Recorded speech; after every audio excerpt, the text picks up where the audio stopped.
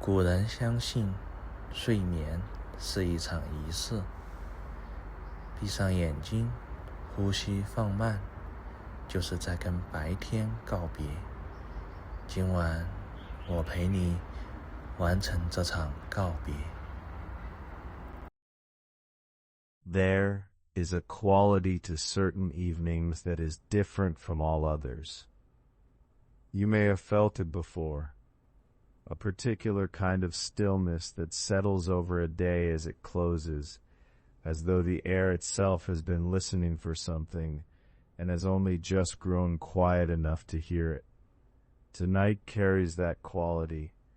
The light is going slowly, as good light always does when it is ready to be released. It does not drop. It does not vanish. It softens little by little, the way a hand loosens its hold on something it has been carrying for a long time. You are lying very still now. Your body is warm and heavy against the surface beneath you. Your shoulders have found their place. Your hands are resting open or closed. It doesn't matter. They are at rest. The air around you is quiet. Somewhere, at a great distance, there is the sound of water. It moves in its slow way, neither hurrying nor holding back. You don't need to find it. It finds you. Just a low, continuous sound beneath everything, the way water always sounds when you have grown still enough to hear it. There is another sound, closer than the water. It is the sound of evening wind, moving through something tall, bamboo perhaps, or the long needles of a pine, standing at the edge of a courtyard. The wind does not rush. It passes through and past, and the rustling it makes is very soft, the kind of sound that is almost silence, wearing a thin and pleasant disguise. The smell of the air is cool.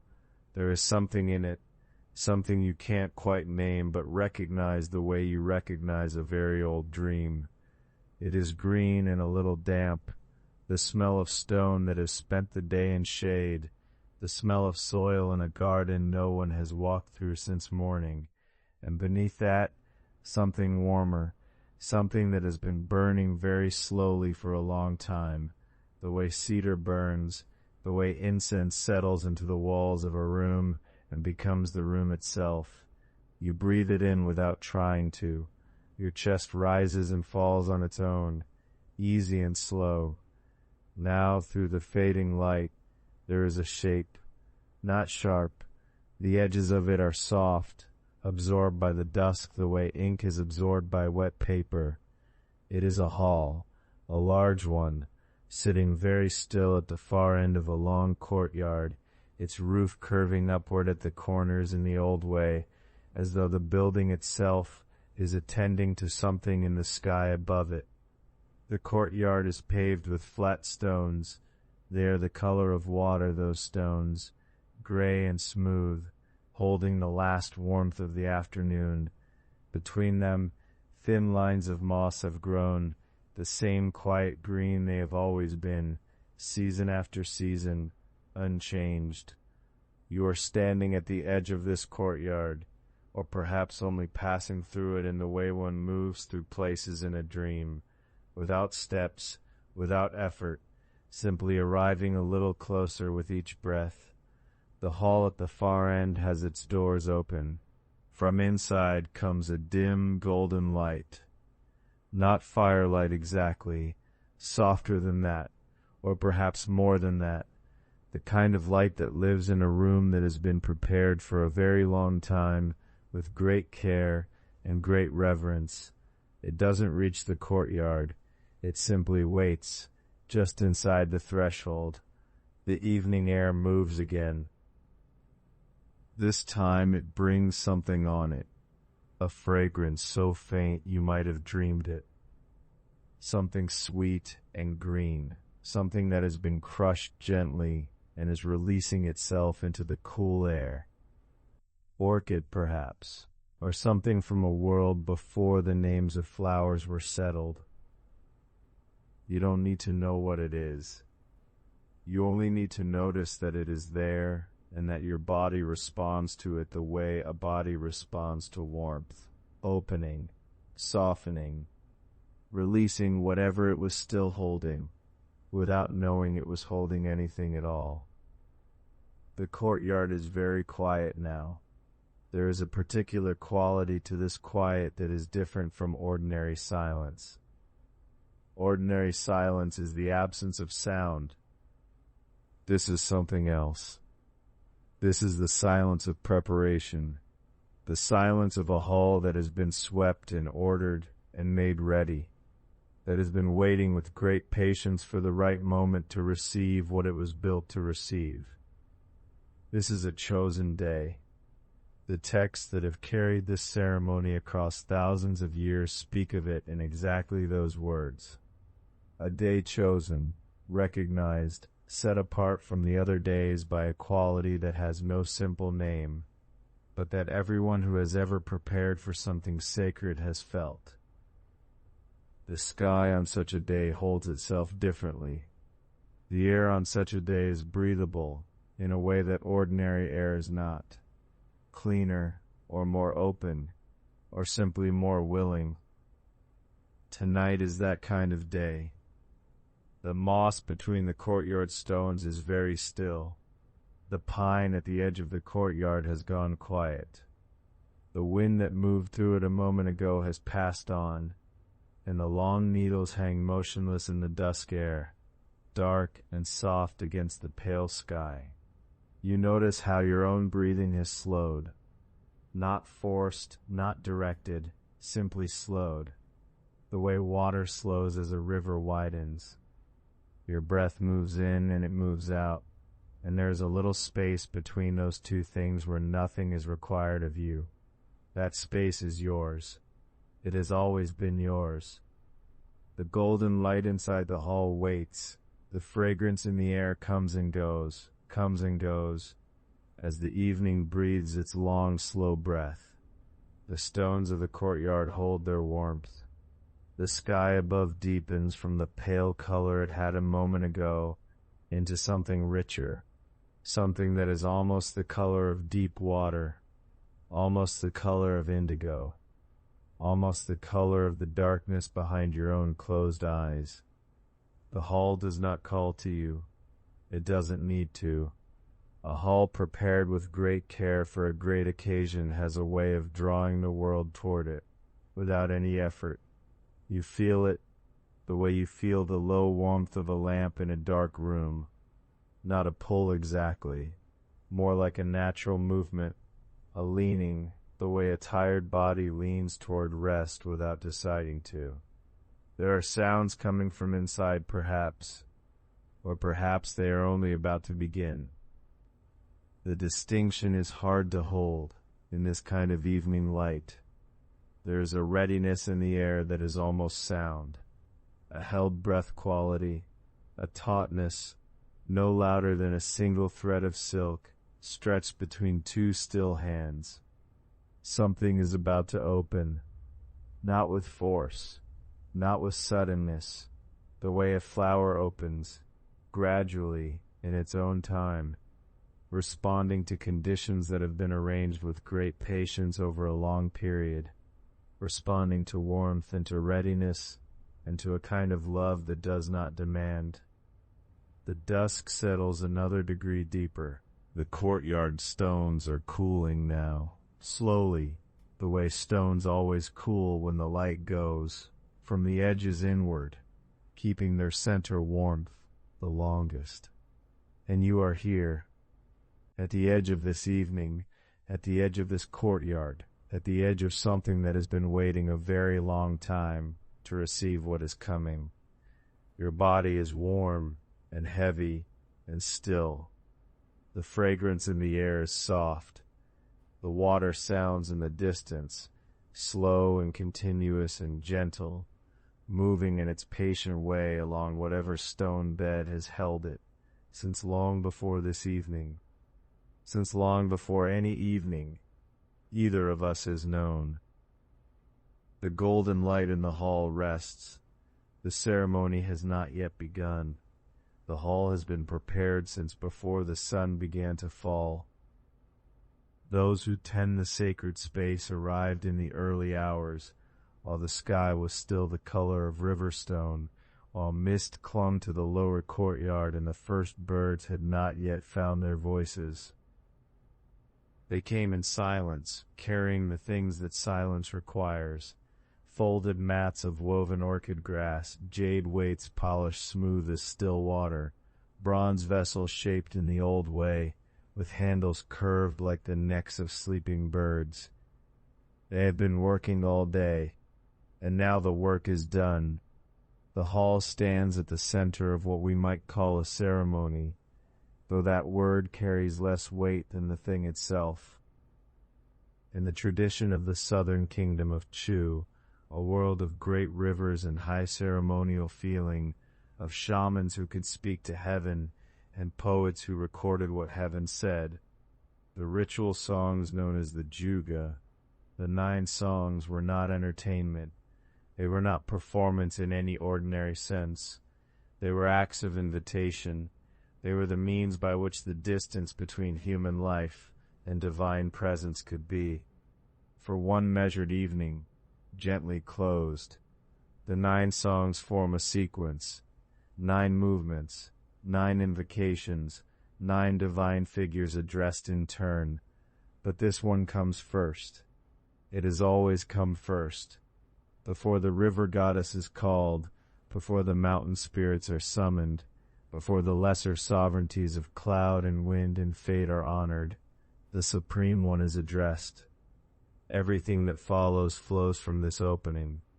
Everything that follows is possible only because this first ceremony was performed with care. The text that carries this ceremony has survived across more than 2,000 years.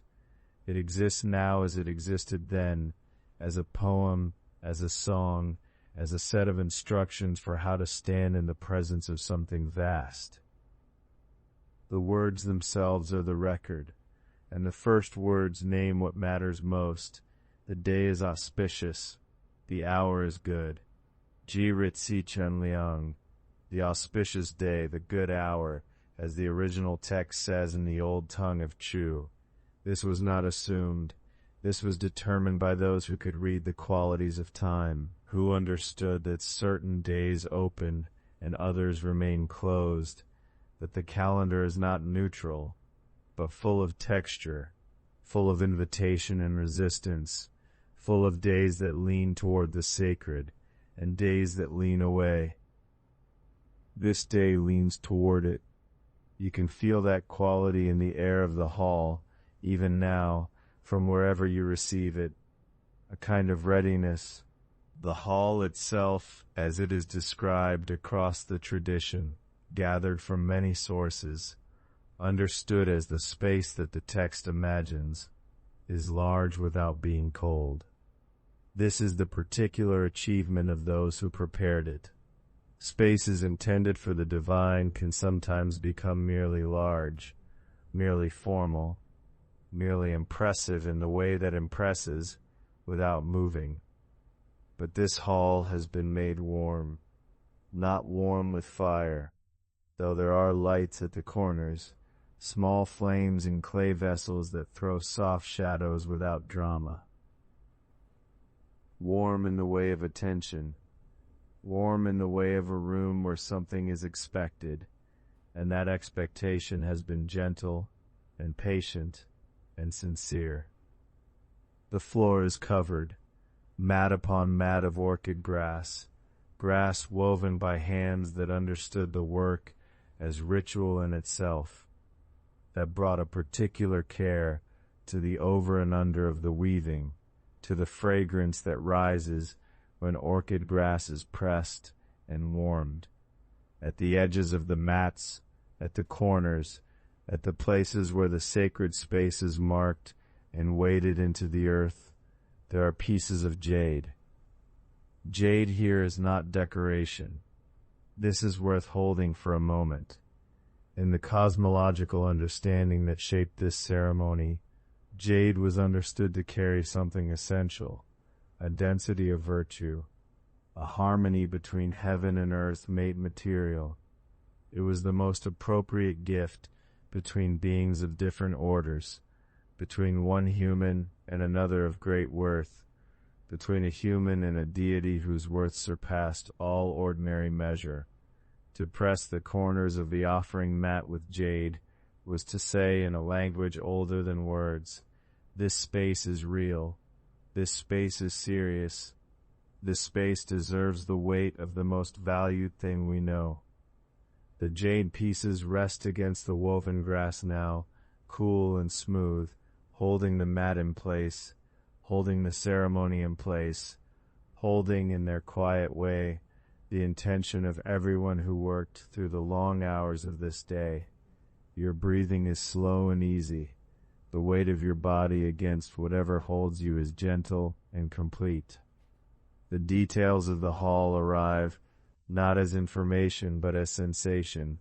The faint green smell of orchid grass, the smooth coolness of jade against the warm fibers, the particular quality of firelight that does not flicker dramatically, but simply rests, resting. The being toward whom all of this is directed is known as Donghuang Taiyi, the Great Unity, Lord of the East, Supreme One. The name alone carries the full scope of what is being attempted here. Taiyi, the Great Unity, was understood in the Chu tradition as the highest sovereign of the divine order, the being at the apex of the celestial hierarchy, the one whose contentment meant that the entire cosmos rested in its proper arrangement, not a god of a single domain, not lord of rain or river or harvest alone, but the sovereign unity from which all domains descended, the one whose joy, as the text will later say, is the joy of the whole, Junxin Xin Yakang, the Lord joyful and at peace, which is to say, everything well, everything held in its right relation, everything breathing together in the way it was made to breathe. To invite such a being required everything the ceremony could offer. The mats, the jade, the fragrance, the music, the robes, the quality of the day, each element was not merely symbolic. Each element was a genuine offering of the finest thing available in its category. The finest time, the finest space, the finest smell, the finest sound, the finest presence of those who would attend. And the ceremony requires one more thing, perhaps the most difficult thing of all. It requires slowing down. This is not incidental to the ritual. It is the ritual. The text is explicit. The drum will be beaten slowly, the nodes of the rhythm stretched wide, the song settled into a gentle pace. Shu huan jie xi an ge. Slow the rhythm, gentle the song, as the poem says. The divine presence that this ceremony is meant to receive does not rush, cannot be rushed. It cannot be called down by urgency or anxiety or the kind of effort that strains. It is drawn, the way fragrance draws you toward a room you had not planned to enter, the way warmth draws your hand toward a surface you had not meant to touch. The ceremony creates the conditions, and then it waits, slowly, gently, with complete attention and no demand. The hall has been prepared since before the sun began to fall.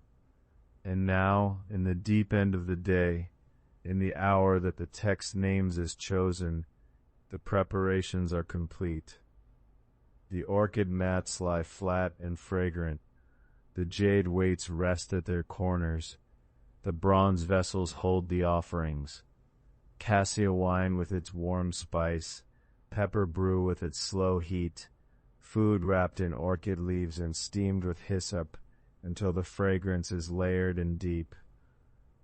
The musicians have taken their places, instruments in their laps, the drum bearer holding the padded mallet with the particular stillness of someone who knows the strike is coming but will not hurry it.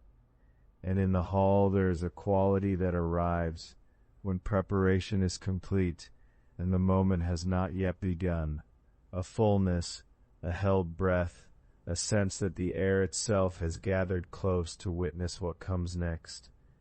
The light from the small flames falls across the woven floor. The jade is cool, the fragrance is present but gentle, not yet the great wave it will become when the ceremony opens fully, when the drum is struck and the songs begin, and the presence this hall was built to receive begins its slow, willing descent. For now this, the preparation, the readiness, the hall in its completed quiet, holding everything it was given to hold, waiting with the patience of something that has been done well and knows it. The night has settled fully around the building now. Beyond the walls, the courtyard stones have given their last warmth back to the air. The water in the distance moves as it has always moved, patient and continuous. And inside the hall, in the warm and fragrant dark between the small flames, the ceremony waits at its own threshold. As you wait at yours, settled and warm and breathing, the weight of the day fully released into whatever is beneath you. Everything is ready. The jade is the first thing you'd notice if you could reach out and touch what rests along the edges of these ceremonial mats. Not the color of it, though the color is its own kind of stillness, that deep cool green that seems to hold light rather than reflect it. What you'd notice first is the weight. Jade has a particular density in the hand, heavier than you expect, heavier almost than seems possible for something so smooth. The ancient Chinese understood this weight as a form of meaning. The heaviness of jade was the heaviness of earth itself, compressed and purified over long, slow ages into something that carried the world's patience inside it. The word for these weights, the ones pressed into the edges of the ceremonial mats, is yu-gen. Jade pressings, jade anchors. Their function was practical, to hold the woven mat flat, to keep it from lifting in a breeze or shifting under the movement of ceremony. But their meaning reached further than that. Jade at the threshold of sacred space was jade standing witness. Jade saying, "This place has been prepared with care. This place is worthy of what it waits for." You can feel the stillness of jade in the way it holds cold. Even near flame, even in a hall warmed by incense and the slow breath of gathered presence, jade stays cool. You might rest your hand on one of these weights and feel that coolness move up through your palm, through your wrist, settling gently into the warmth of your arm. Not cold, not harsh, just the particular deep coolness of something that has never been in a hurry. The mats themselves are woven from something finer than ordinary reed. The text names them Yao Shi, mats of precious jade stone pattern, pale and luminous, laid down in overlapping layers that catch the flame light and give it back softly. To kneel on such a mat is to kneel on something the earth made beautiful, on purpose. Along the edges, where the jade weights rest, there are also orchids. Not placed loosely, not scattered, arranged. The orchid in the world of this ritual is not a decoration. It is a language. In the understanding that shaped these ceremonies, the orchid, Lan, carried its fragrance the way a pure mind carries its quality, without effort, without announcement, simply as the nature of what it was. To line a ceremonial space with orchid was to state something about the character of the occasion. It said, what happens here is clean, what happens here is sincere.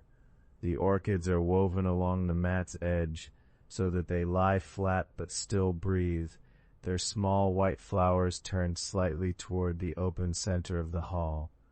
In the warmth, they release their fragrance slowly, the way warmth always draws fragrance upward, gently, without forcing anything.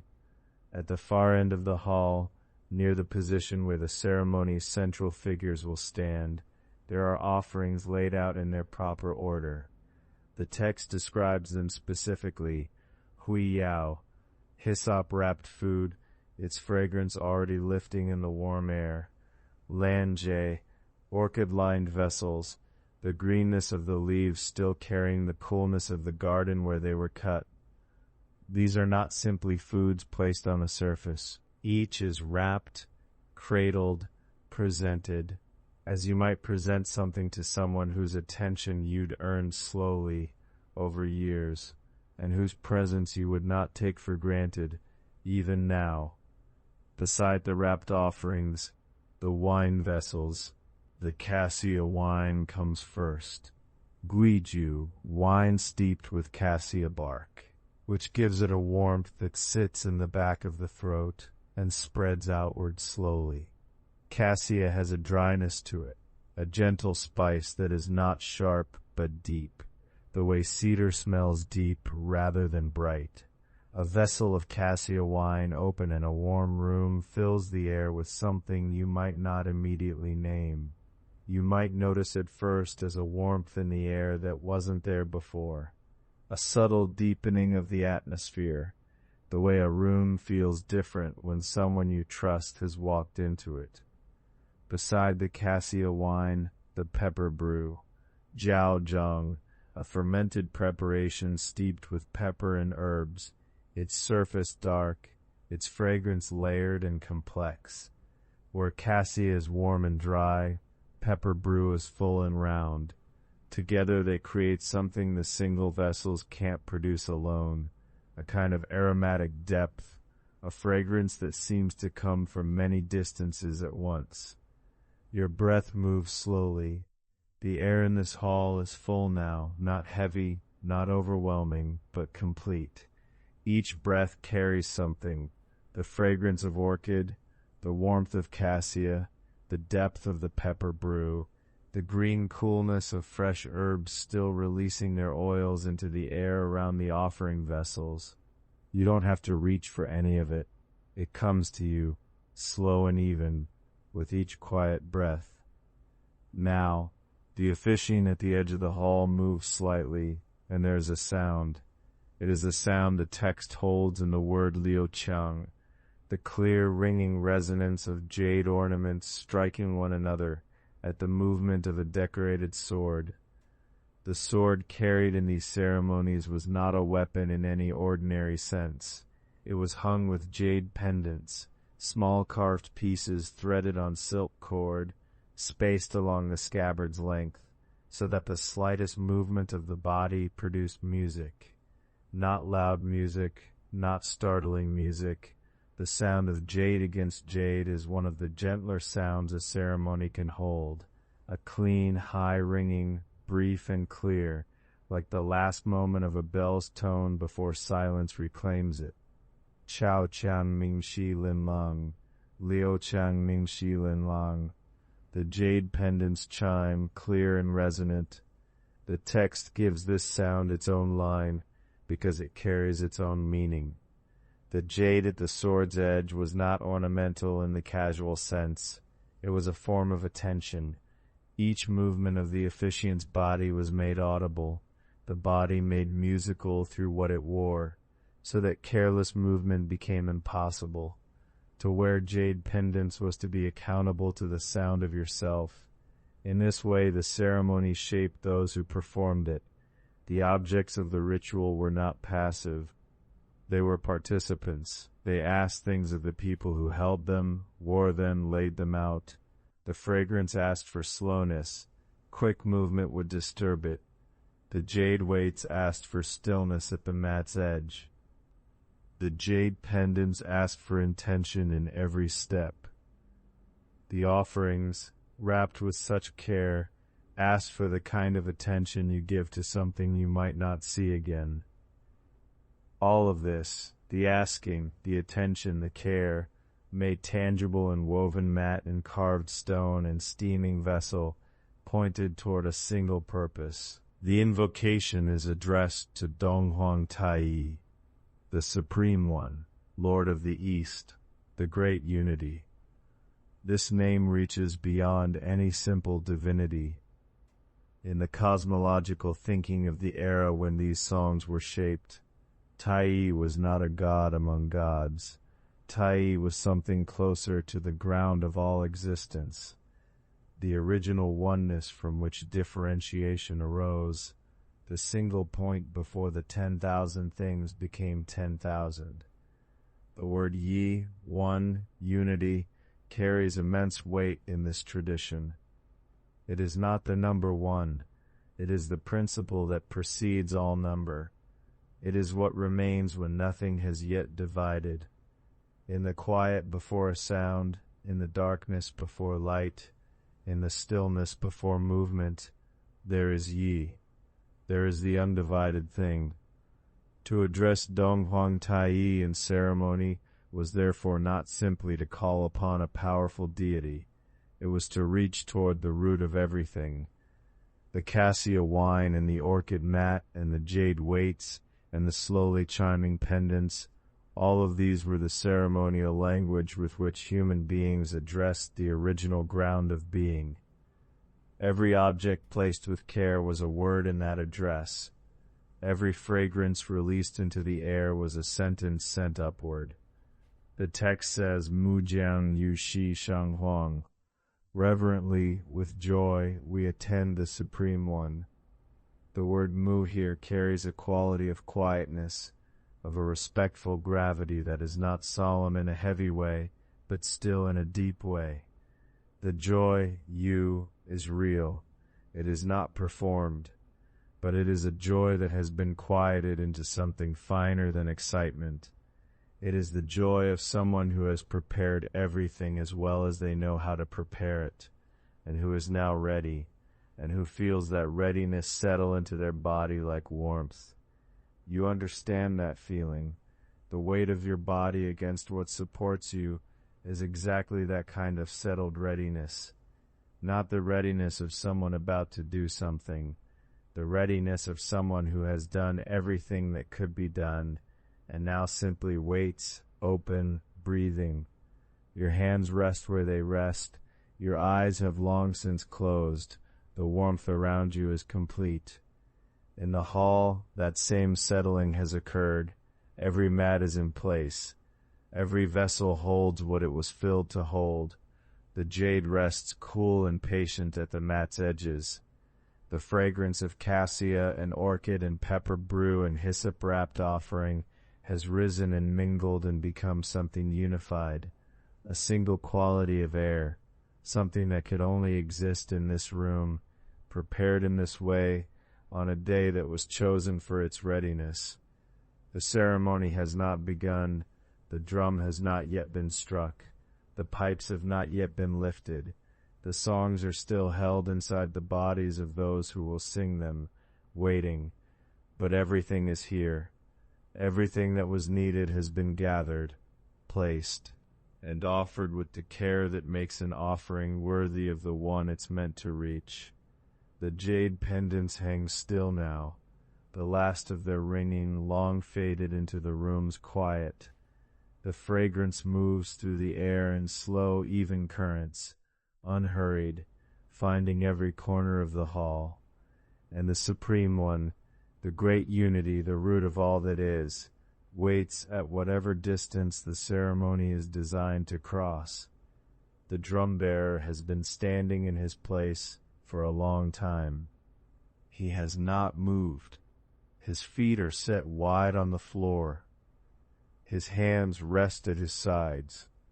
The padded mallet, wrapped in cloth, heavier than it looks, made for measured contact rather than force, hangs from his right hand with the ease of long familiarity.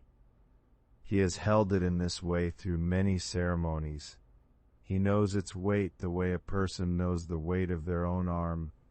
He is waiting for the right moment, not a signal from another person, not the raising of a hand or the nod of an officiant. The right moment is something that arrives from within the ceremony itself, a quality of readiness that can only be felt, not counted. The room is still, the fragrance moves, and then, without announcement, without any visible change, the moment comes. He lifts the mallet, he draws it back, he brings it forward.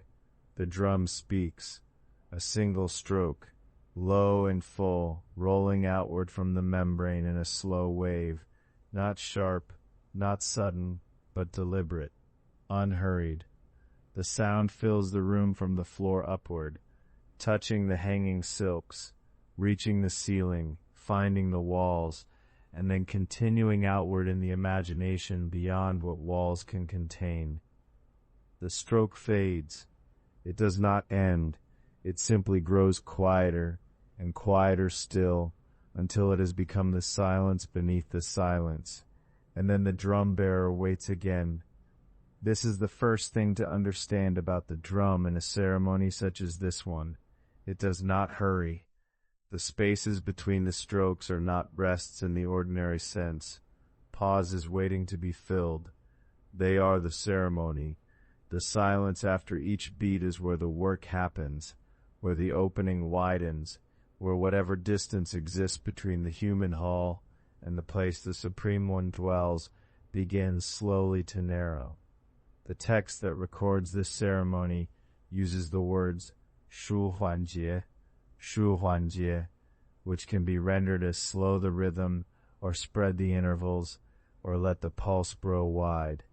The instruction is built into the ceremony's language. It is not a suggestion that the musicians might choose to follow or ignore. It is a description of what the ritual requires in order to be a ritual at all, rather than merely a performance. You can feel the weight of your body resting now.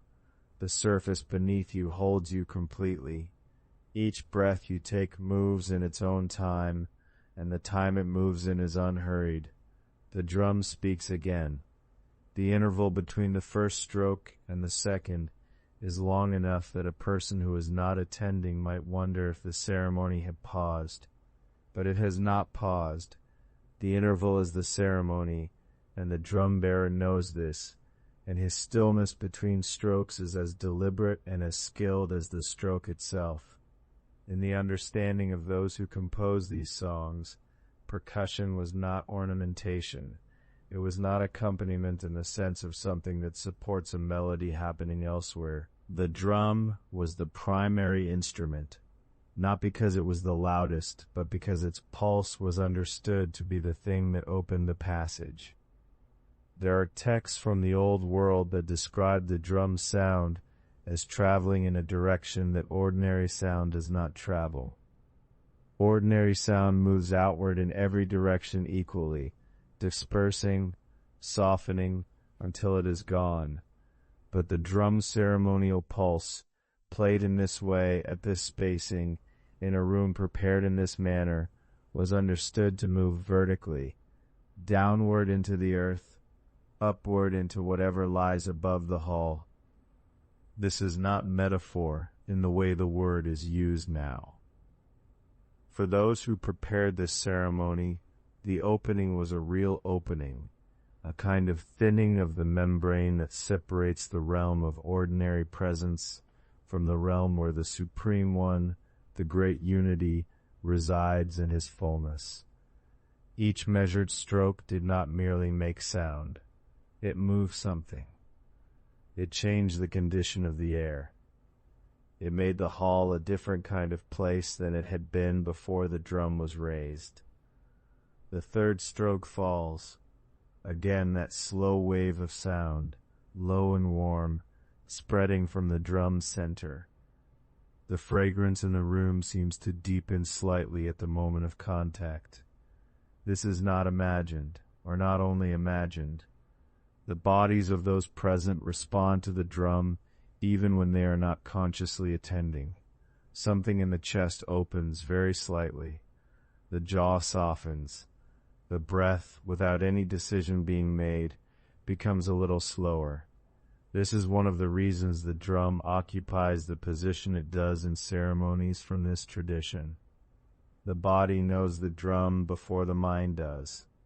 The measured pulse bypasses the part of awareness that holds opinions and judgments, and arrives directly at the deeper level, the level where breath lives, where the heartbeat lives, where waking and sleeping are not yet separated. The drum bearer strikes again. The interval has been the same. It will remain the same. There is a description in later texts that try to explain what earlier texts had simply done, of the relationship between the drum's pulse and the pulse inside the chest.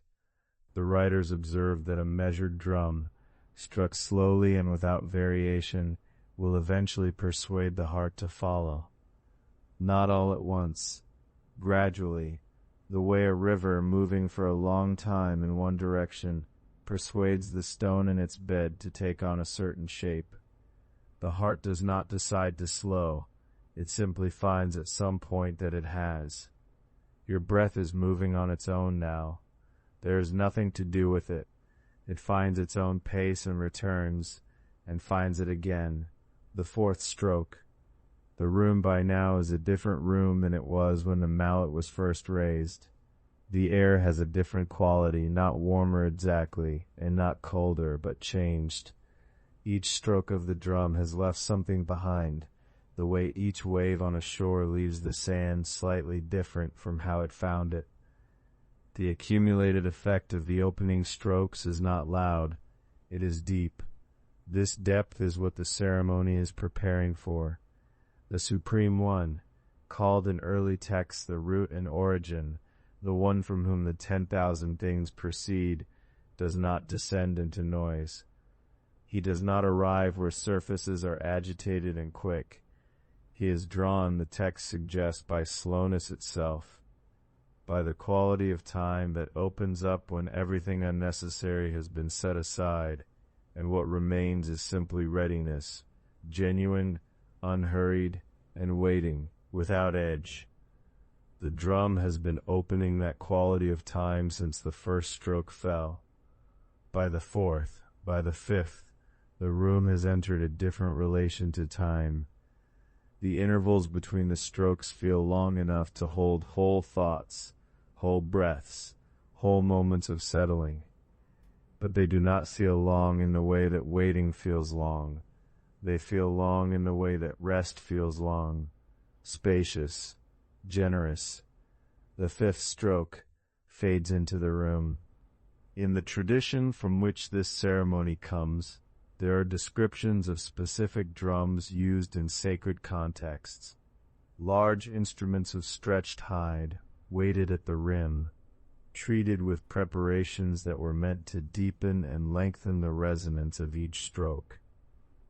The goal was a sound that did not end cleanly, a sound that faded slowly through gradations of quieter and quieter, until the listener could no longer tell whether they were still hearing the drum or simply holding its memory in the body. This gradual fading was itself understood as sacred. The note between sound and silence, that long trailing diminishment where the drum's voice becomes something felt rather than heard, was considered a kind of threshold, a place where the door between one realm and another was for a moment thinner. The drum bearer was trained to produce exactly this fading.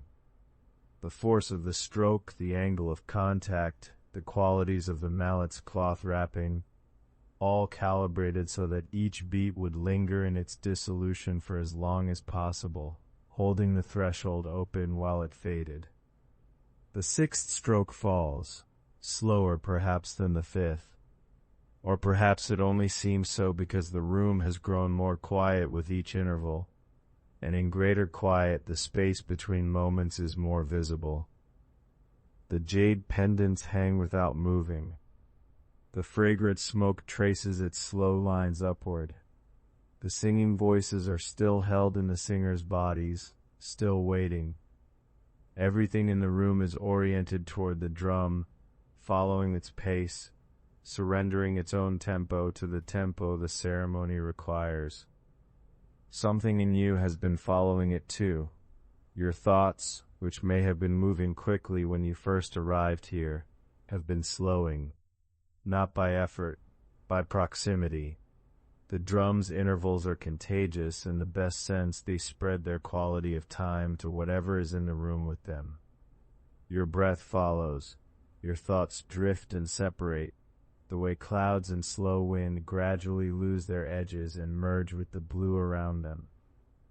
The seventh stroke, and the hall waits, and the fragrance moves, and the drum bearer stands in his place between the beats with the same stillness he has maintained since he lifted the mallet. A stillness that is not absence of movement, but presence of something more essential than movement. He is the ceremony's keeper of time, and the time he keeps is wide and slow and full.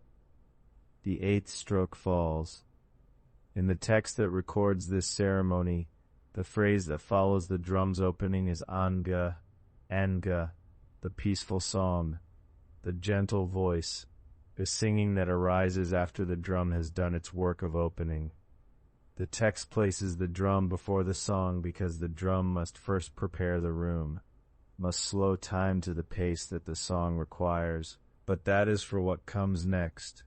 For now, only the drum, only the interval, only the slow deepening of a room that has been waiting for this for a long time, prepared with care, with jade and fragrance, and the careful disposition of every necessary thing.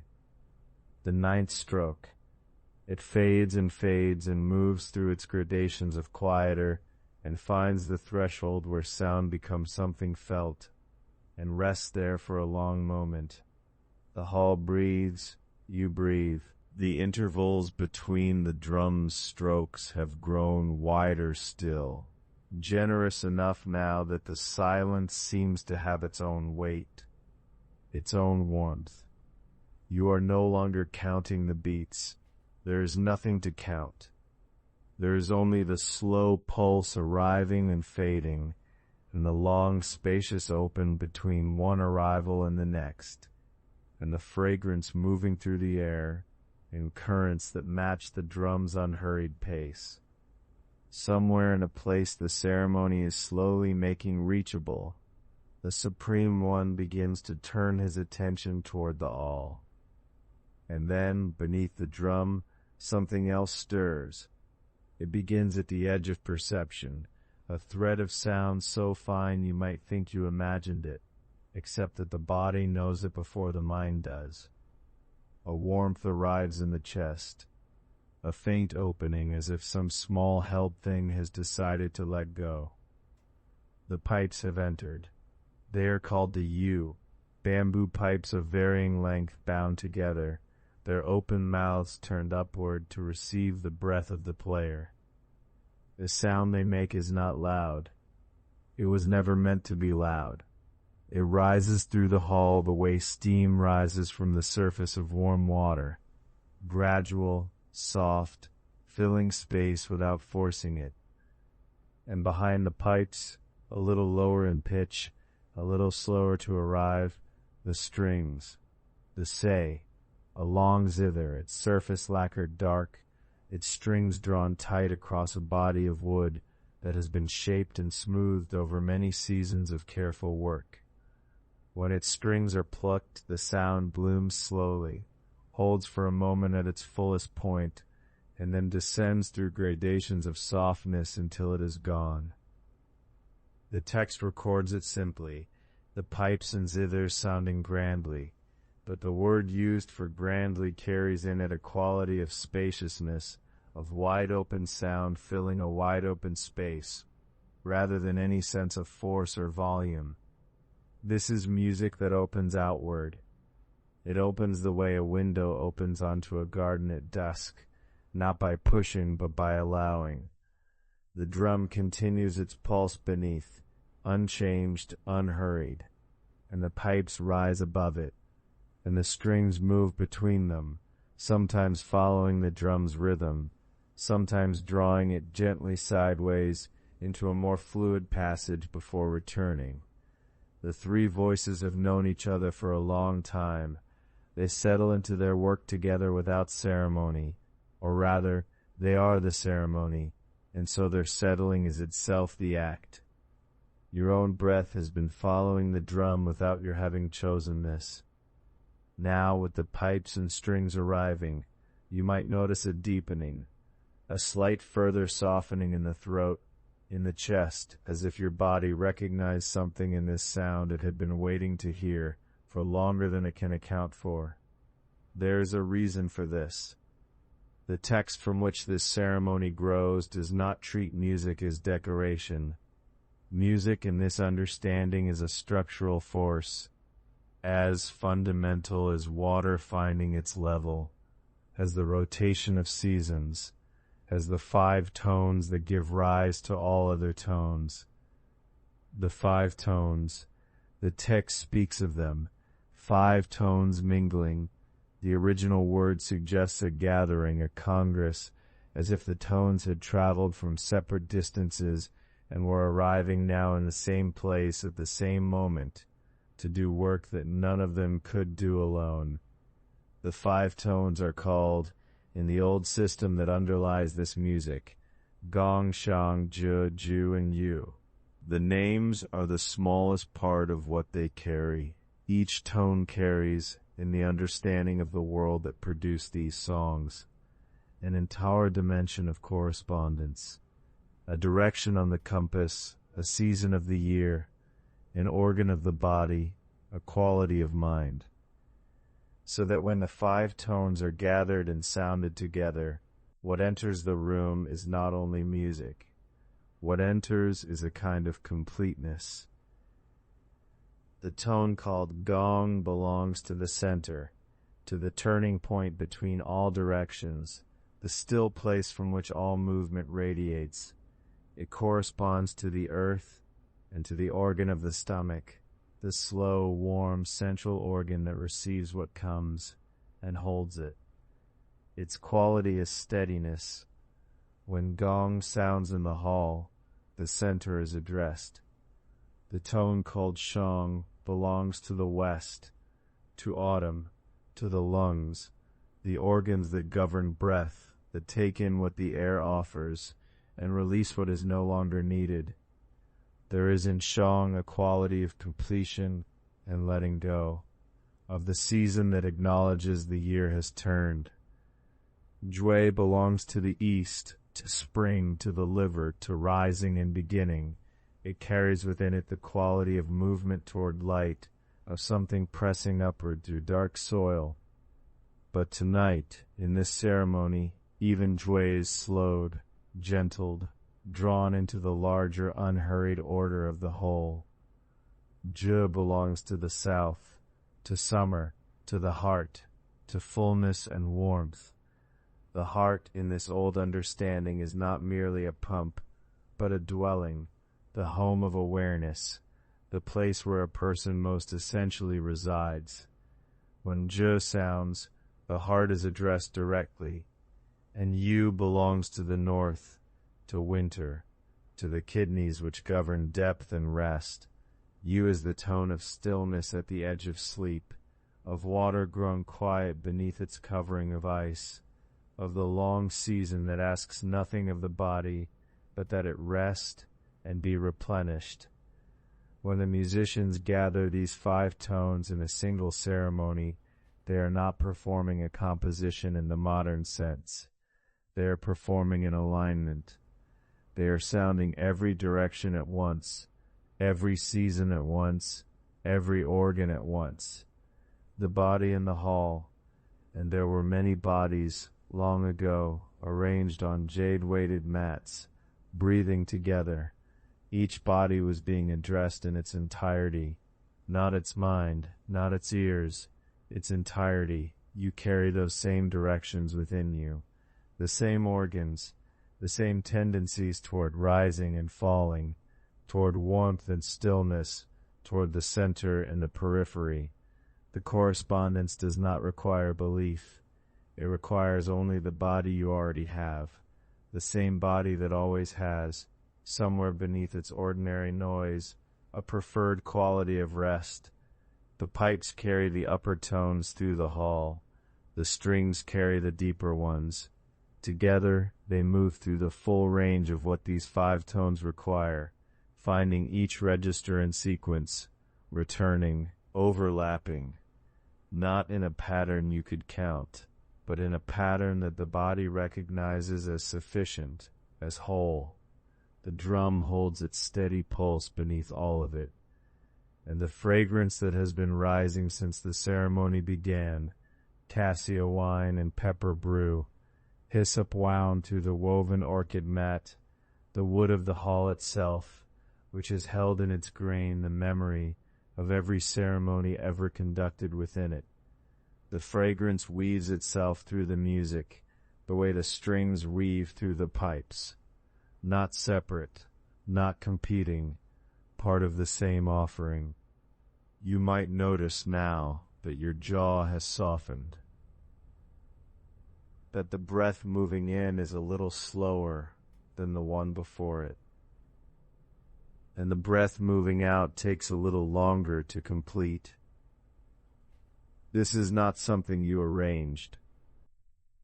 The body arranges it given the right conditions, and the right conditions are these: a low, unhurried drum, pipes moving through warm registers, strings dwelling on each tone until it has fully opened before moving to the next, and a fragrance that asks nothing of you except that you remain where you are.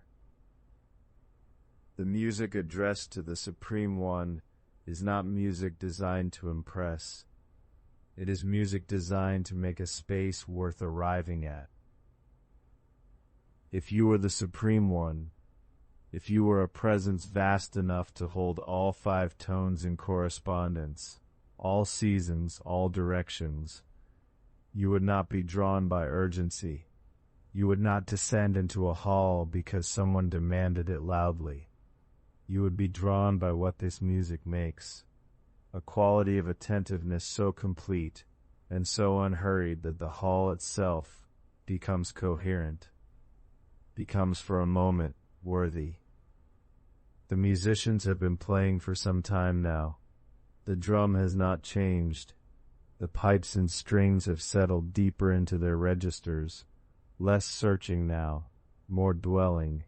This is what the old descriptions called the grand convergence, not a climax, not an apex, but a settling, a gathering in which all the necessary voices have found their places and are simply present together.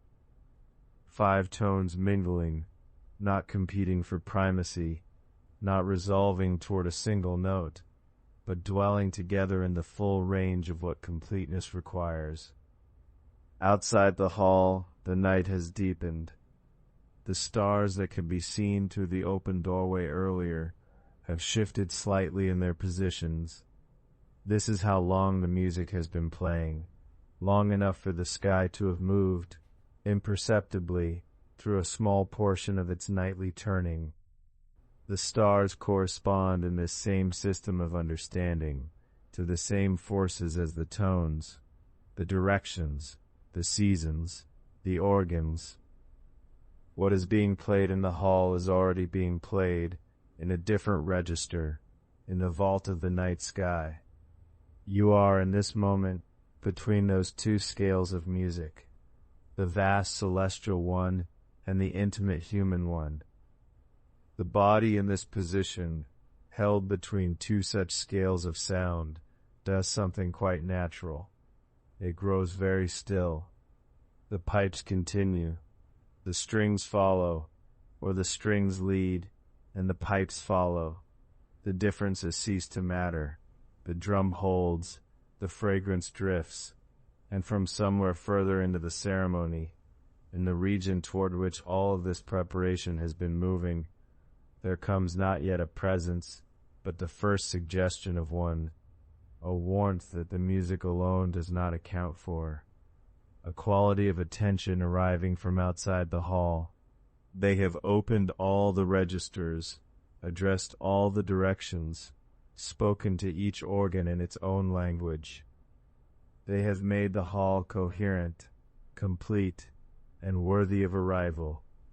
Now they rest in their own convergence, still sounding, still warm, but more gently now, more slowly, as if they too are settling, as if the musicians themselves have begun to feel what the music is making, and have allowed the tempo to soften by one further degree. The drum beneath it all, slow, patient, without end. The fragrance, still rising, still weaving, still moving through the air in long, unhurried currents.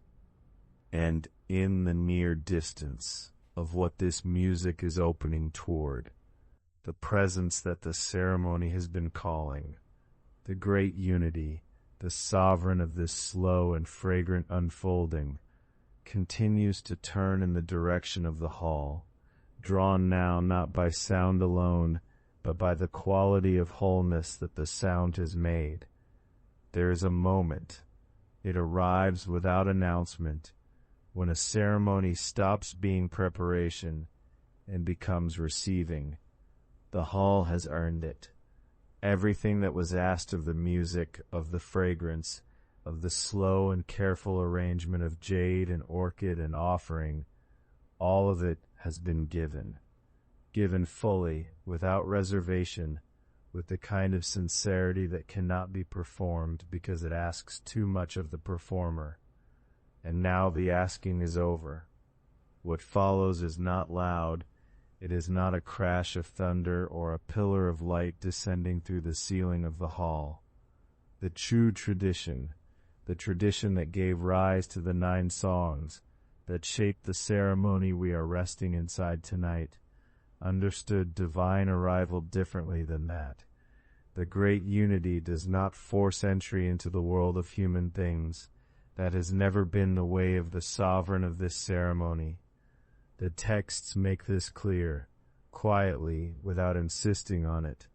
The highest presence comes only when drawn, only when the conditions are right, only when the human world has made itself genuinely worthy of the encounter, not through power or command, but through beauty, sincerity, and the willingness to slow everything down to the speed at which the sacred moves. And that speed is very slow. It is the speed of fragrance traveling through a still room, the speed of silk settling onto a woven mat, the speed of jade finding its warmth from the hand that holds it, one breath at a time. The first sign is not visible. It never is.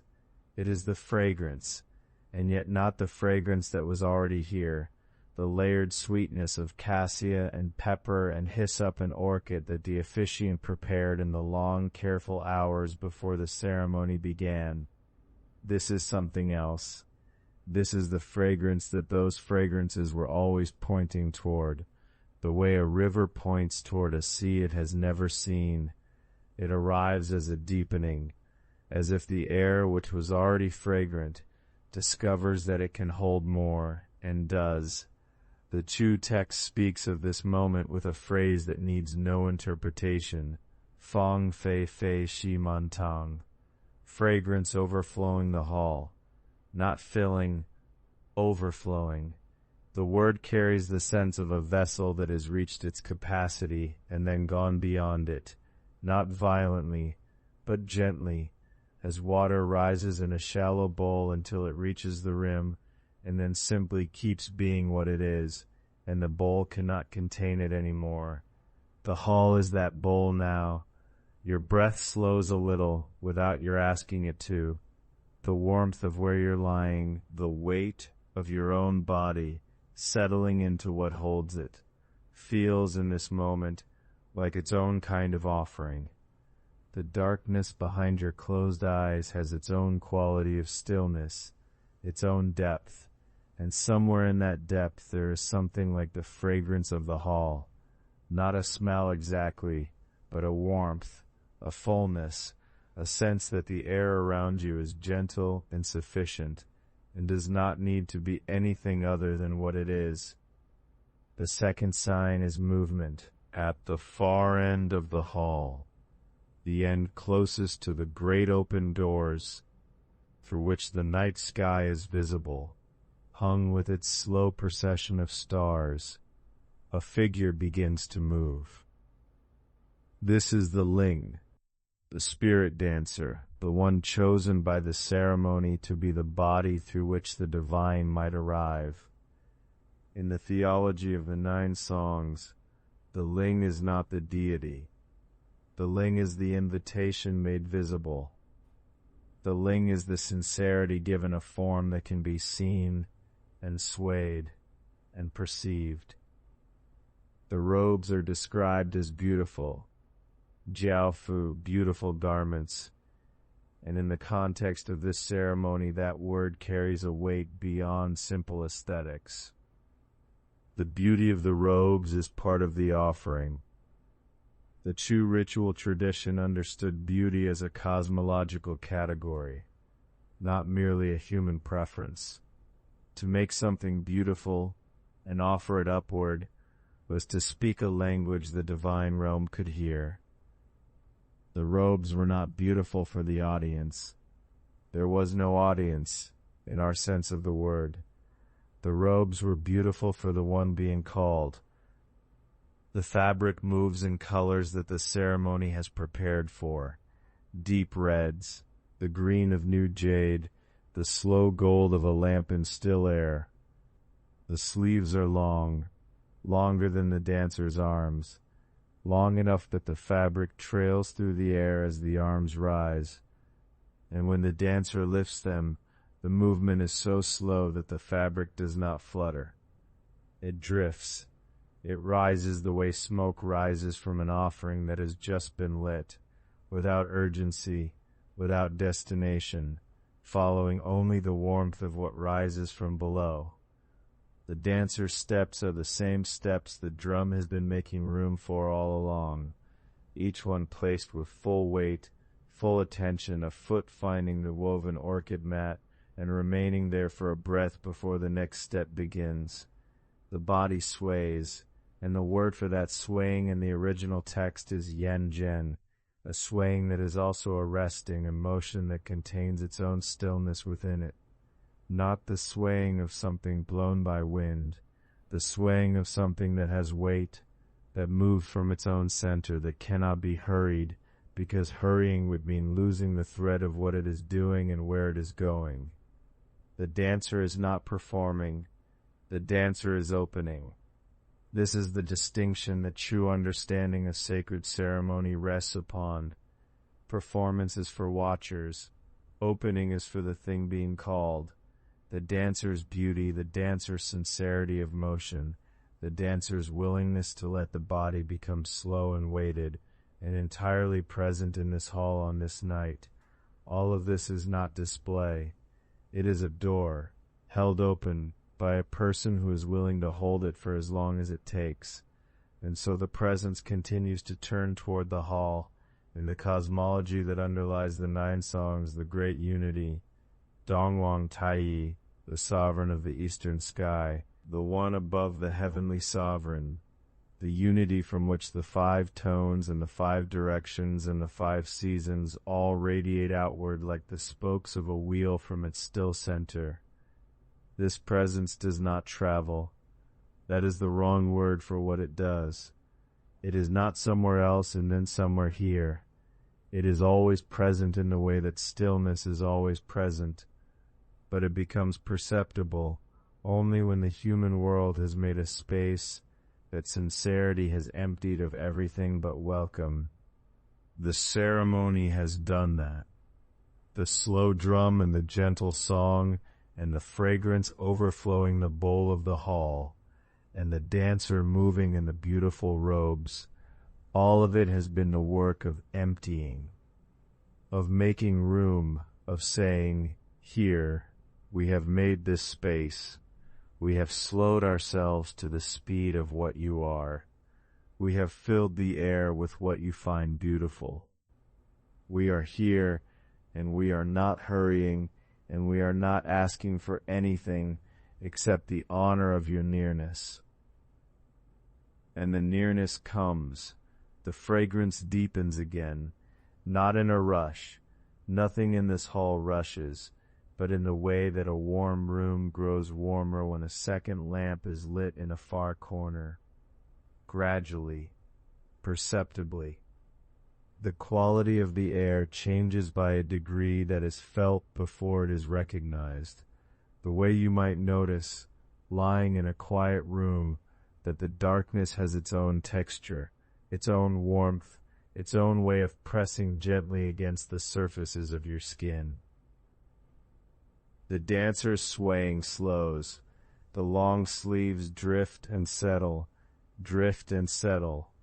The drum beneath the ceremony holds its single slow heartbeat. The pipes and the zithers, which have been sounding in their long warm convergence, soften by another degree, not stopping, never stopping, but quieting in the way that breath quiets when what you're breathing becomes enough. The text that records this moment reaches for a phrase that holds both the joy and the stillness together. Jun Shin Shin Shi La Kang. The Lord is joyful and at peace, not triumphant, not radiant in a blinding way, not announced by the crash of things falling into place, simply joyful, simply at peace. The two words settle against each other in the original like two stones in a river, worn smooth by the same current, resting against each other in the same stillness. The Supreme One is here, the Supreme One is content. The ceremony has done what a ceremony is for, and now the hall breathes with that contentment, not as a human emotion, not as something you could point to or describe precisely, but as a quality of the air, a quality of the light from the lamps, a quality of the fragrance that is still overflowing every surface of every corner of this old and sacred space. The dancer has stilled, the long sleeves are at rest, the beautiful robes have settled into their own weight, the deep reds and the jade greens and the slow gold, all of them quiet now. The dancer stands in the center of the hall and breathes, and in the breathing is the whole ceremony, every drum beat, every pipe tone, every grain of pepper, and every sprig of cassia, and every careful placement of jade on orchid mat, all of it distilled into the simple fact of a chest rising, and a chest falling in this fragrant and unhurried dark. You're breathing too, slowly. The air around you is soft. There is weight in your limbs, the weight of something that has been set down and does not need to be picked up again tonight. Your eyes are closed, and behind them is a darkness that is warm now, and still, and not empty. Full, in fact, the way the hall is full, not with noise or demand, but with the kind of presence that asks nothing, and offers everything it is simply by being here. The ceremony does not end, not exactly. In the theology of the 9 songs, the ending of a ritual is not a conclusion but a release. The sacred presence does not leave because it was never confined. The space that was made by sincerity and beauty in slowed time simply becomes gradually a little more ordinary again. The fragrance does not vanish. It lingers. It will linger past the ceremony, past the night, into the long, slow hours of whatever follows. The drum is still sounding. One beat, then the long space between beats, then one beat again. The hall is still here. The fragrance is still here.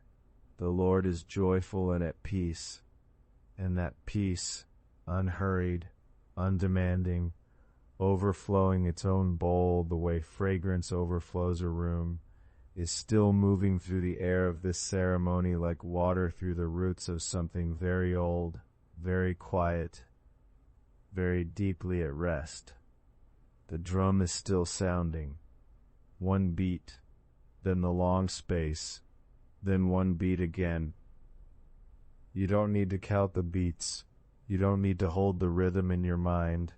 The drum holds it for you the way the mountain holds the rain, without effort, without intention, simply because that is what it does. The hall is still here. The fragrance is still here. And the Lord, the Supreme One, the great unity who was drawn down through the sincerity of this ceremony and the beauty of its offerings, is present now in the way that warmth is present in a stone that has spent a long day in the sun. Not dramatic, not demanding, simply there, simply full. The old text names this quality in 4 words: the Lord joyful and at peace. Jun Shin Shin Shi La Kang, the Lord joyful and at peace. Not the joy of triumph or arrival, but the joy of having been met. The deep contentment of a presence that found what it came to find, and is resting now in the fullness of that finding. There is a quality of stillness that is different from absence. A room after rain is not empty. A hall where a ceremony has reached its completion is not hollow. Something has gathered here, and it remains gathered, like still water holding the reflection of a sky that has long since moved on to other places. The jade ornaments have quieted on the swords of the officiants. Not silent. Jade is never quite silent, the way a river is never quite silent even when the wind is stopped. But quieter now. A small chiming when someone shifts their weight. A soft sound, smooth and old, like a voice speaking below the threshold of words. You're aware of the weight of your own body, the surface beneath you holding you completely, your shoulders, your back, your hands resting open, the slow rise and fall of your chest as you breathe, unhurried, unprompted, simply happening the way the drum is simply happening on the other side of all this distance and all this time. The Lord is joyful and at peace, and that peace moves through the hall the way the fragrance moves, not in a line, not directed anywhere in particular, simply present in the air, reaching every corner without effort, without intention, the way warmth reaches every corner of a room where a fire has been burning for a long time. The spirit dancer, the one through whom the Supreme One descended, wearing those layered ceremonial robes, has stilled now into a gentle swaying, the way a branch stills after a wind has passed through it, still moving, still alive to the movement, but no longer urgent, no longer reaching toward something. The 5 tones are still sounding. The pipes have gentled, the way pipes do when a ceremony has passed its height and is moving into its long, slow settling. The zithers are still there beneath everything. You feel them more than hear them at this point, a vibration that seems to come from the floor of the hall itself, from the woven orchid mats, from the jade weights at their corners. The cassia wine is still on the offering table, the pepper brew fragrant and warm, its steam long since dissolved into the general fragrance of the hall, into the hyssop, the orchid, the sacred wood of the hall's beams, the breath of the officiants, the robes of the spirit dancer, all of it merged now into a single scent that belongs to no single thing, fragrance filling the hall. Fang Fei Fei Shi Man Tang. Fragrance overflowing the hall, spilling beyond its walls, moving into the evening air outside, where the stars are taking their slow positions one by one in the darkening sky. The drum sounds.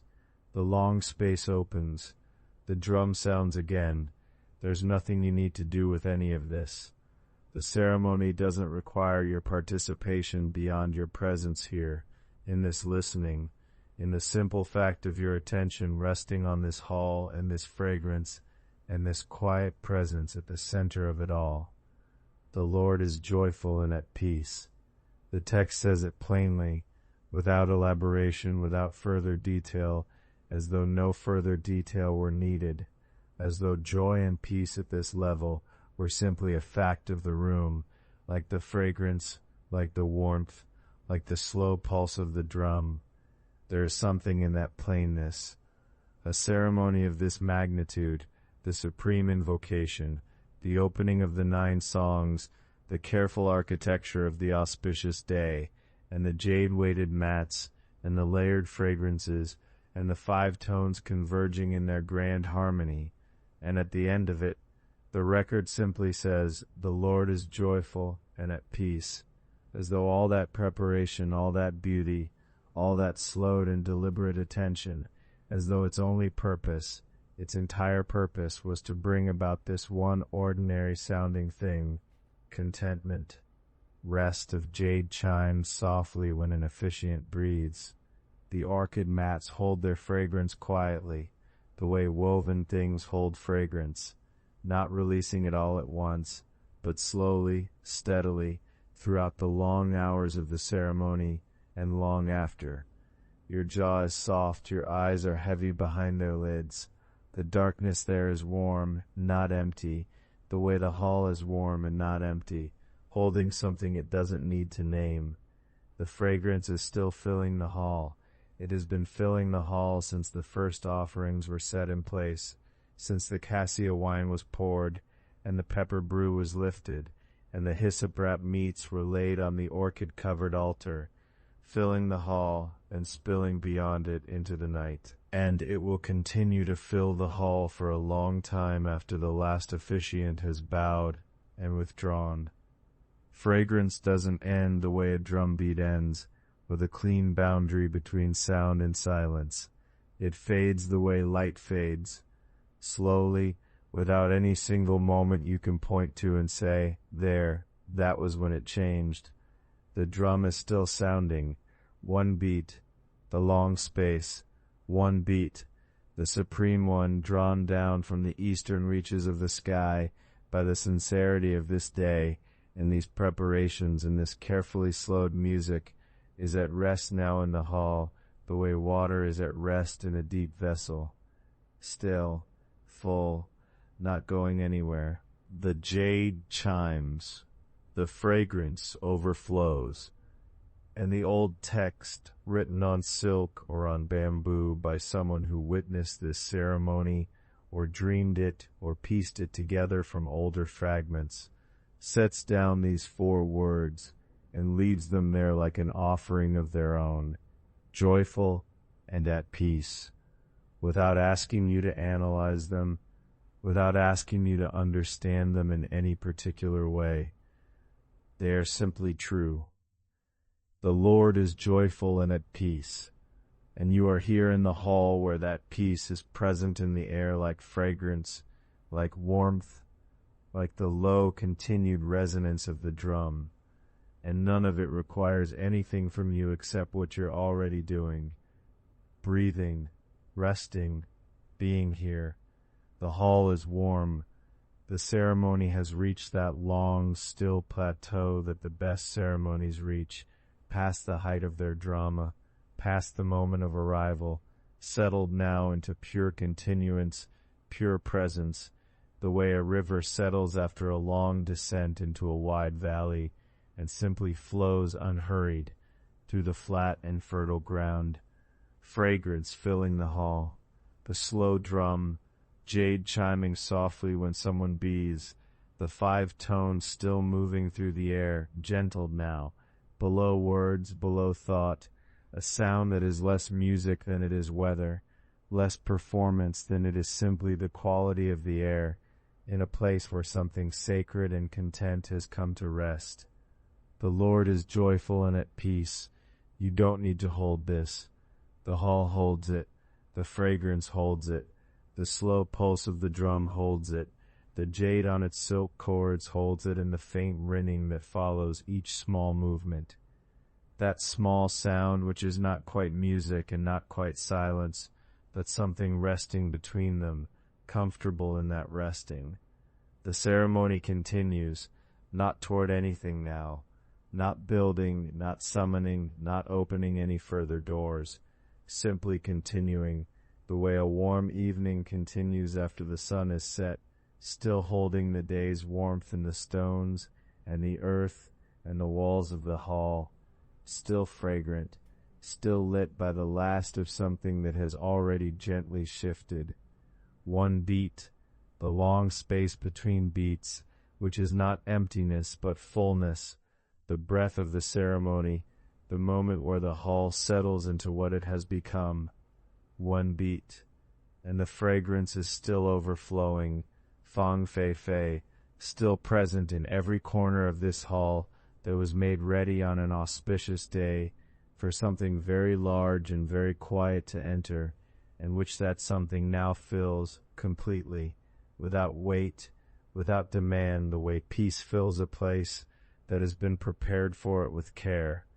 The drum continues its measured intervals, one beat, the long space after, one beat, the long space after, and beneath it, beneath the drum, beneath the sweet smoke still drifting through the hall, beneath the fragrance that fills every corner of this prepared space, not a single voice, many voices perhaps, joined into something that moves as one thing moves, soft, unhurried, moving at the pace of breath rather than the pace of thought. This is the peaceful song, Anga, the song that does not reach, does not climb, does not press toward any edge or summit. It simply sounds, the way a river sounds when it passes through still country, not rushing, not deepening, simply moving as rivers move, carrying what they carry, releasing what they release. The texts record it in one phrase, almost in passing. 舒缓节息安歌, slow the rhythm, gentle the song. A single instruction embedded in the ceremony's opening invocation, as if the poets knew that everything else would follow from those two conditions alone. Slow the rhythm, gentle the song. And in this hall those conditions have been met. Your breath has slowed with the room. You may have noticed this already, or perhaps you notice it only now, the way your chest rises and falls a little more quietly than it did when you arrived here. The weight of your body, resting where it rests, has softened into whatever is beneath it. The fragrance is still present. It's simply part of the air now, the way all familiar things eventually become part of the air. The song does not ask anything of you. The peaceful song, Anga, belongs to a tradition that understood something about how sound enters the body. Not through the mind's consideration of it, through something older than the mind. The way a lullaby works on a child, not because the child understands its words, but because the sound itself carries a quality, a temperature, a particular shape of time that the body recognizes as safe. This is what the ceremony's musicians offered to the Supreme One. Not spectacle, not performance, not the demonstration of skill, though skill was certainly present. What they offered was quality, a specific quality of attention, slowed down, made gentle, made peaceful. The song was an atmosphere rather than a statement, a condition rather than a message. Fragrance fills the hall, the spirit descends. These two things are understood to belong together in the ritual world of the 9 songs, not as cause and effect exactly, not as if the fragrance produces the descent the way a key produces an open door, more like the way warmth and rest belong together, the way stillness and depth belong together.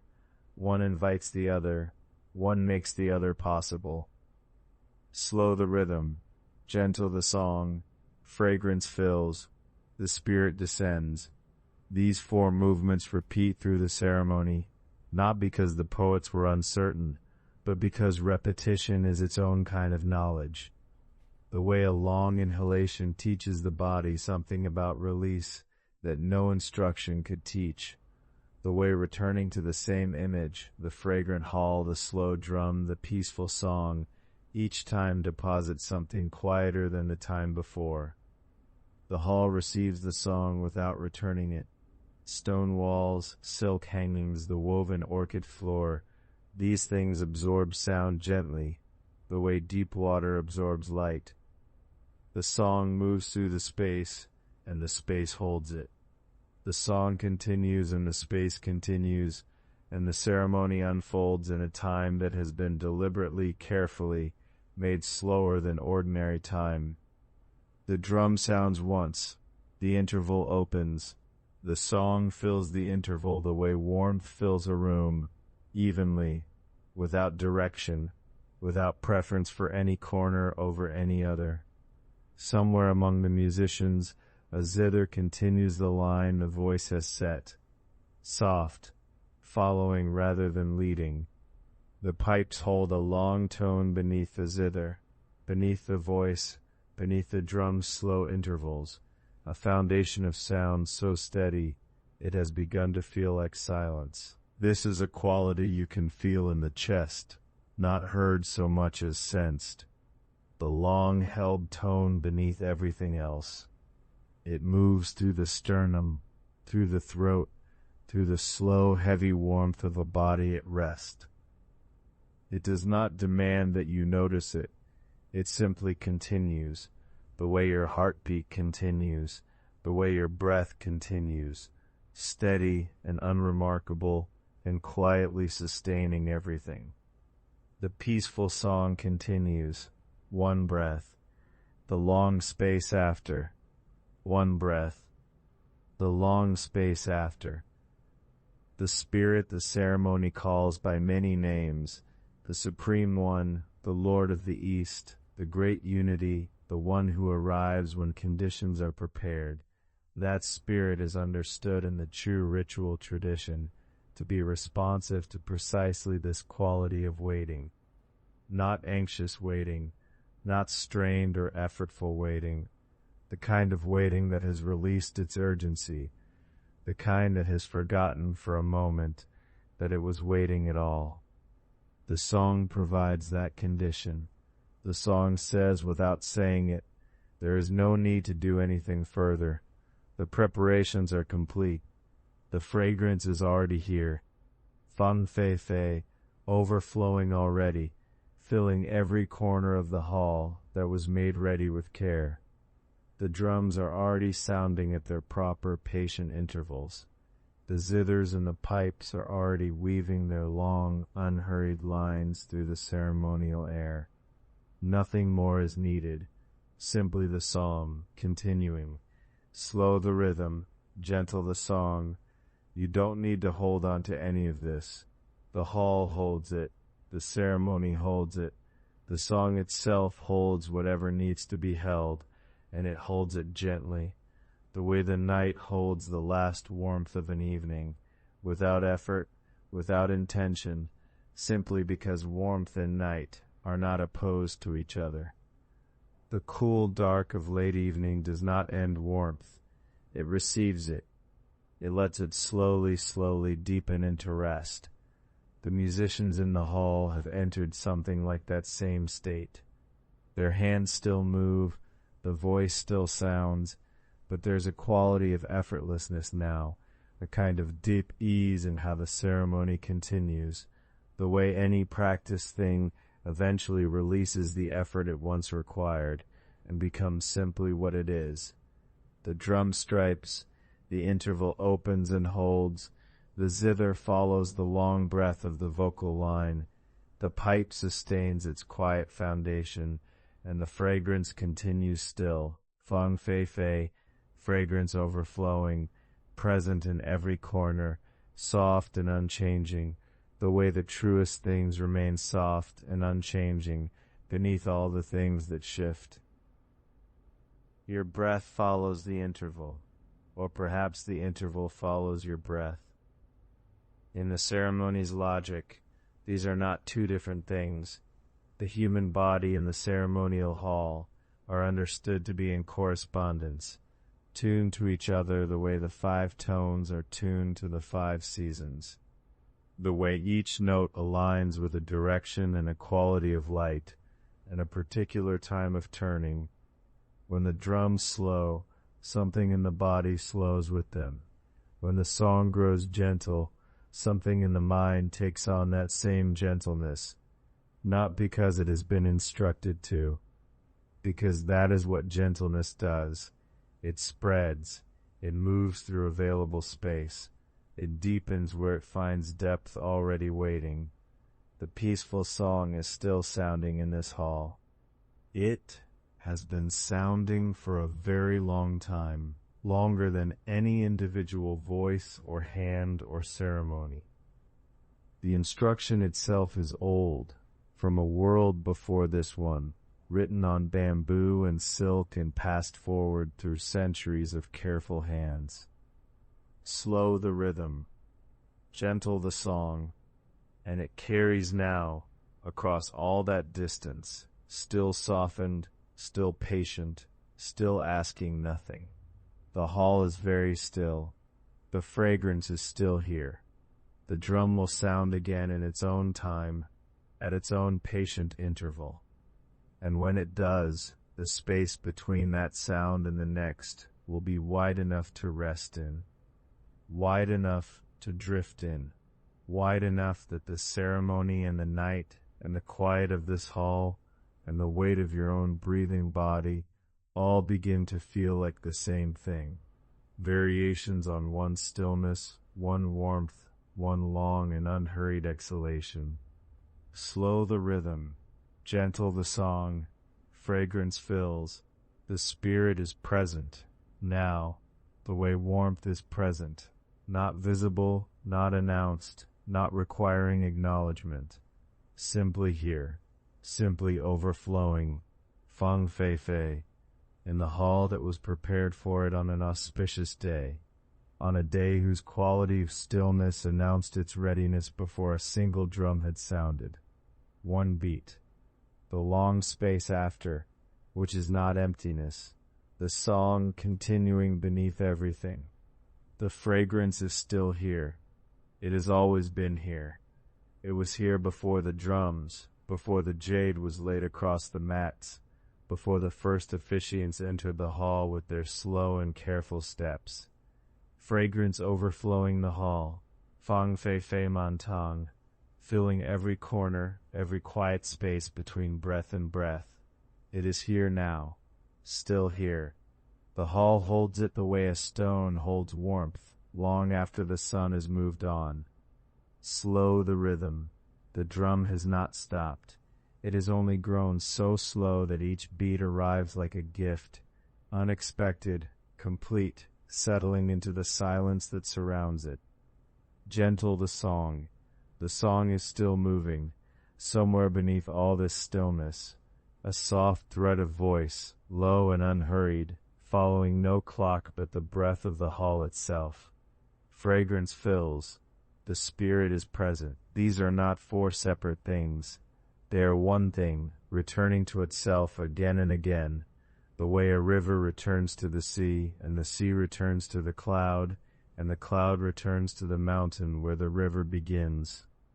Slow, gentle, full, present. You feel the weight of your body, still and warm against whatever surface holds you. The air around you is soft. There is nothing required of you now. The ceremony has carried you here, and here is a place of receiving, not doing, not understanding, simply being held inside a fragrance that has been overflowing since before you arrived. Fang fei fei man tang. The hall is full. The hall has always been full. The drum finds the air again. One beat, like a word spoken in a language made entirely of warmth. Then, the wide space after. The long, slow opening that follows every beat. Not emptiness, but presence. The presence of a sound that has just dissolved into everything surrounding it, becoming indistinguishable from the hall, from the fragrance, from the soft exhalation of a night, that has grown very deep. The song continues beneath. Gentle the song, it asks nothing, it carries nothing heavy. It is the sound that remains when all the other sounds have found their rest. A thin, clear line of voice, moving through the dark of the hall, the way moonlight moves across still water, not disturbing anything, only making visible what was already there. What was already there is stillness. What was already there is warmth. What was already there is the fragrance, fang fei fei, rising and filling and overflowing, as it has overflowed since the auspicious day was recognized, since the quality of that day announced itself in the particular hush of early evening, and in the weight of air that carried cassia and cedar, and the faint sweetness of orchid long before the hall doors opened. Slow the rhythm. There is no hurry here. There has never been any hurry here. The Supreme One, the Lord who is drawn down by sincerity, by beauty, by the slowing of time itself, does not move through a ceremony the way water moves through rapids. The Lord moves the way mist moves through a forest, without effort, without edges, arriving everywhere at once and departing so gradually that no moment of departure can ever be named. The Spirit descends. It has already descended. It is descending still. Descent is not an event. It is a condition. The condition of the hall when fragrance overflows and drums slow and voices soften, and every person present releases the last of what they were holding and simply receives. You have released. You are receiving. Your breath moves slowly, in and out, like the long intervals between drum strokes. Your body is heavy in the way that warmth is heavy, not burdened, only settled, only resting fully in the surface that holds you. The way jade rests on a woven mat, the way still water rests in a deep vessel. Fragrance fills. The Spirit is present. Fang fei fei mantang. The hall is overflowing with it. The hall has been overflowing since the beginning, and the beginning is very far away now, softer than memory, softer than thought. A hush in early evening, a quality of stillness, a day recognized as auspicious before a single preparation began. That quality of stillness is this quality of stillness. It has not changed. The drum comes again. You do not count the beats. You stopped counting long ago. In the way that sleep moves away from counting, away from marking, away from the ordered world of names and numbers and the passage of measurable time. There is only the beat when it arrives. There is only the wide space after. Slow the rhythm, the song beneath everything, still moving.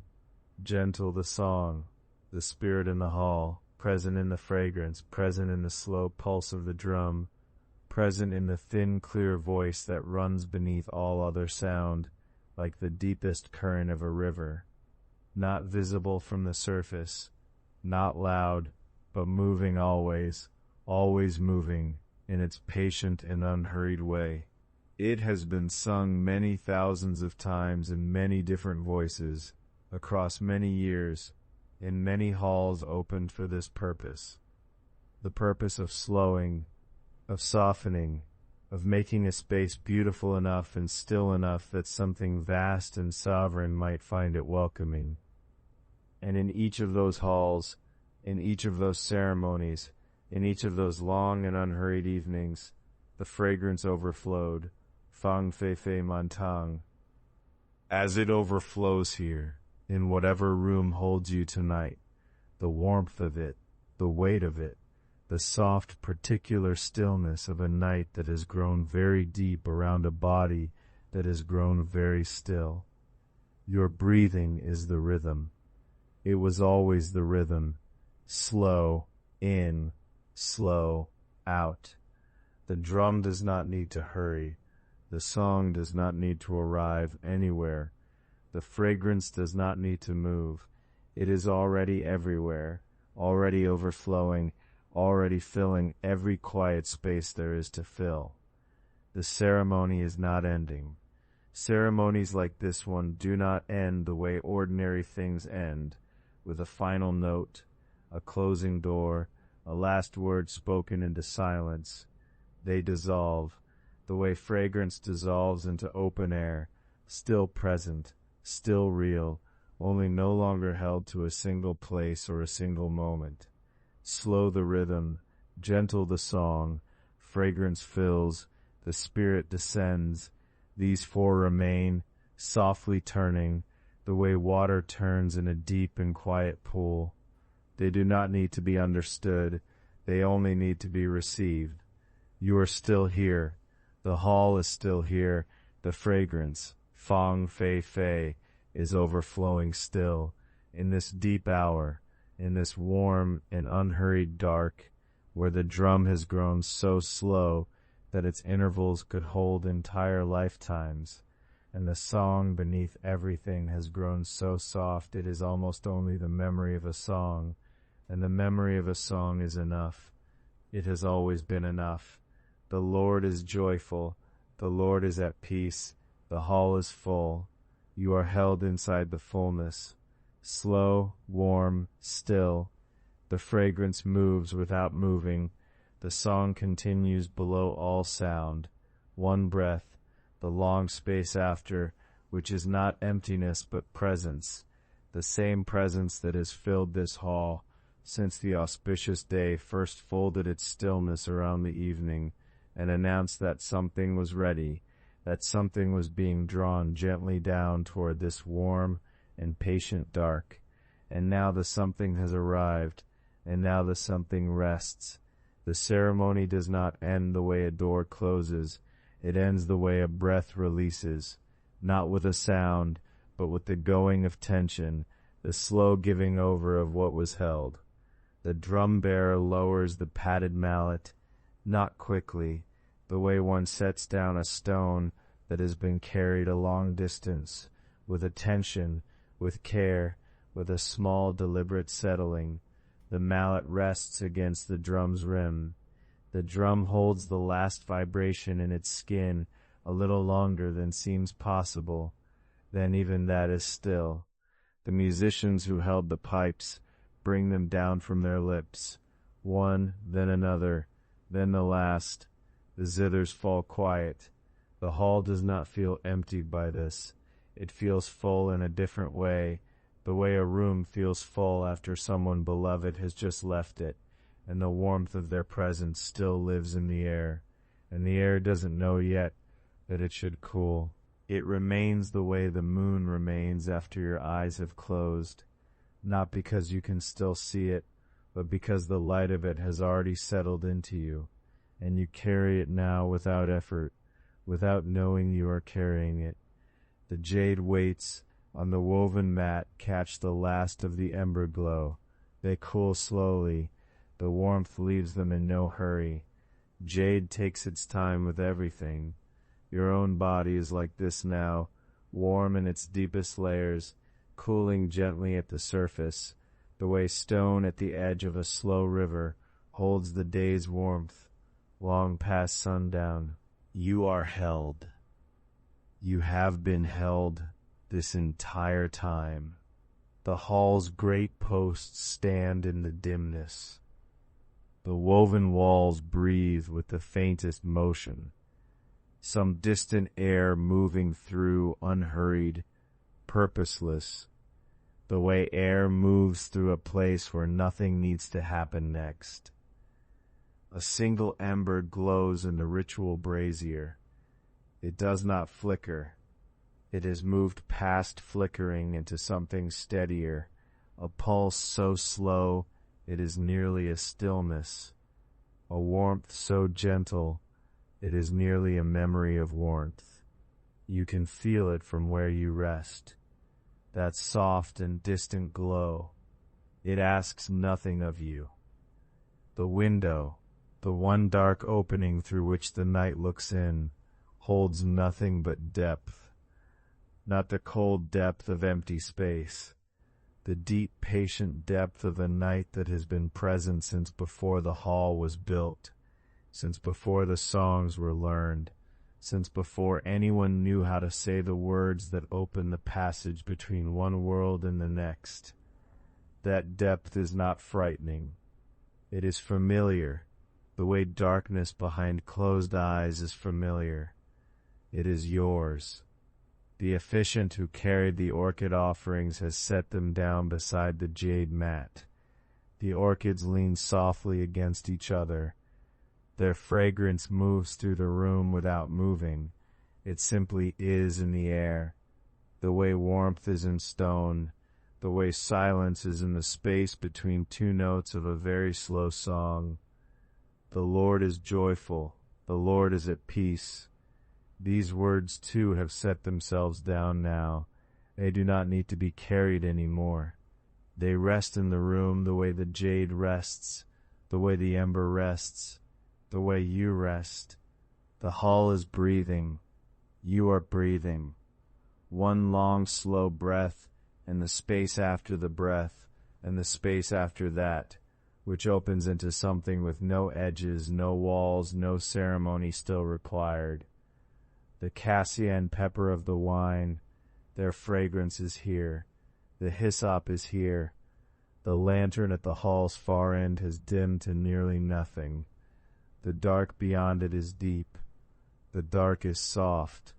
Someone somewhere has laid their instrument down gently on silk. The sound it made was almost nothing, a breath of wood and string, and the faint settling of the night air into the space the music had been. That space is still full. Everything that was offered here remains, not as ceremony, not as sound, as something softer than both, a quality of the air, a warmth behind the eyes, a heaviness in the limbs that asks for nothing and gives nothing except rest. The ember, the jade, the dark, the song below all sound, which is still here, which has always been here, which needed no beginning because it was already the ground on which all beginnings rest. You are on that ground now. The hall is still. The fragrance holds.